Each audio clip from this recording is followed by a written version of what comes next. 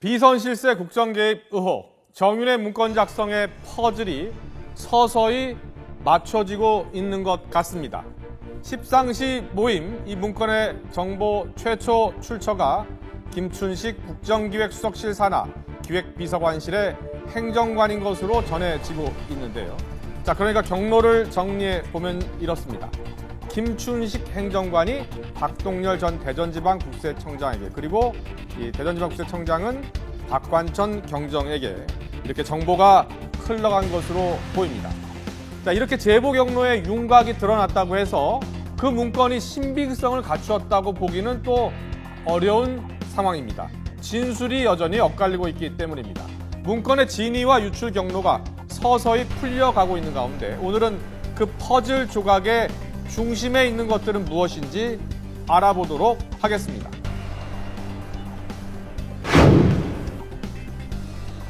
이번 문서 작성 과정에 이름이 거명된 인사들은 하나같이 학연, 지연으로 얽혀 있습니다.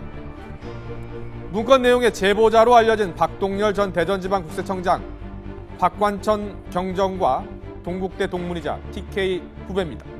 둘은 박 전 청장이 2006년 국세청 세원 정보과장으로 있을 당시에 만나 친분을 쌓았다고 합니다. 세원 정보과는 각종 세원 자료 및 탈세 자료를 취합하기 때문에 정보의 집합소라고 불리고 있고, 박동열 전 청장은 국세청 내의 정보통으로 불렸다고 합니다. 박동열 전 청장은 TK 출신으로 친분이 있던 조응천 전 청와대 공직기강 비서관에게 유능한 인물이라며 박경정을 소개했다고 합니다. 자, 관계도를 다시 보겠습니다.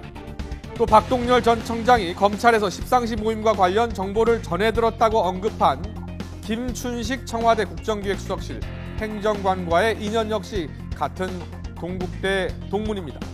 김 행정관은 정윤의 동향보고 문건에서 십상시 모임의 연락책으로 지목됐었죠. 처음에 예를 들어서 김춘식 행정관이 이제 박동열 전 대전국세청장 만났고, 또 거기에 이제 박관천 경정이 박동열 씨를 만나서 정보를 전달하는 이런 과정을 거치지 않습니까? 네. 이분들이 보면 대부분 지역과 학교로 연결되어 있습니다. 예. 그래서 일단 정보를 전달하는 과정에서 보면 어떤 처음에 조금의 정보가 또 부풀려질 수도 있고, 최종 전달자에 가서는 처음에 1이었는데 100이 될 수도 있고, 뭐 이런 과정을 거치거든요. 물론 사건 이전에는 호영호재하면서 지냈을 3명, 박관천 경정, 박동열 전 대전지방국세청장, 김춘식 행정관. 하지만 어제 있었던 대질 조사에서 서로 엇갈리는 진술을 하며 진실 게임을 벌이는 악연이 됐습니다. 좀 문건 자체를 보면서 문건 자체에 나온 내용 중에 뭐 신빙성이 있을 수 있는 부분도 있고 없을 수 있다고 생각합니다. 좀 의구심을 했던 부분은, 만약에 그런 모임이 있었다면 그렇게 사람들 눈에 잘 띄는 그 청담동에 있는 중국 식당에서 만날 수 있을까 하는 그 부분 좀 의구심을 가졌어요. 십상시란 표현을 보고서도 저거는 본인들이 그 어떤 직접 정보가 아니고 그냥 시중에 떠도는 얘기인데 표현 자체가, 그러면서 그거 자체는 별로 그 진실성이 좀 결여되었다 이렇게 판단했는데, 어쨌든 그 부분은 이제 뭐 검찰 조사를 하겠죠. 그러나 이제 문제는 검찰이 그걸 진실이 아니다, 그런 해동이 없었다 발표하더라도 분명히 또 다른 얘기가 나올 가능성이 있다는 게 문제가 거기 있습니다, 사실은.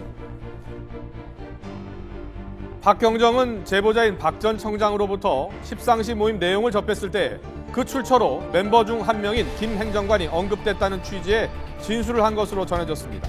박경정이 그동안 믿을 만한 근거가 있었다는 입장을 유지한 것은 이 때문이었을 가능성이 큽니다.